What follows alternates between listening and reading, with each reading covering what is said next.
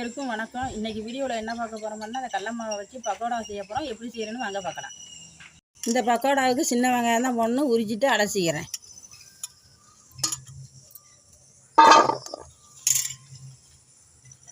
அலசின வெங்காயத்தை நைஸாக அரிஞ்சிக்கலாம்.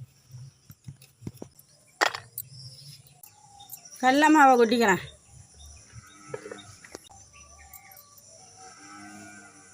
கொஞ்சமாக அரிசி மாவு கொட்டிக்கலாம்.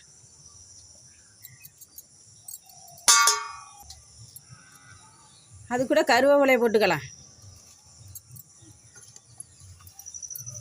பொடி பொடியாக நறுக்கி வச்ச பூண்டை போட்டுக்கலாம். அரிஞ்சு வச்சுக்கிற சின்ன வெங்காயத்தை போட்டுக்கலாம். சில்லி பவுட்ரு போட்டுக்கலாம்.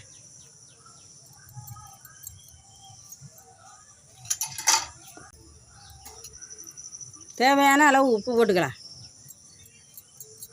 எல்லாம் போட்டாச்சு. தண்ணி ஊற்றி லேசாக பிணைஞ்சிக்கலாம். நல்லா பிணைஞ்சாச்சு. சின்ன சின்னோண்டாக போட்டு எடுத்துக்கலாம். அடுப்பில் எண்ணெய் சட்டி வச்சுக்கலாம். சட்டி காஞ்சிட்டு எண்ணெய் ஊற்றிக்கலாம்.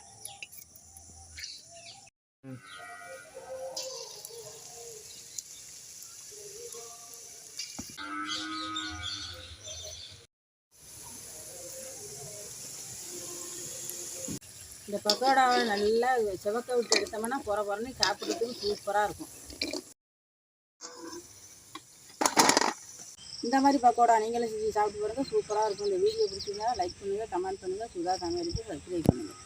நன்றி.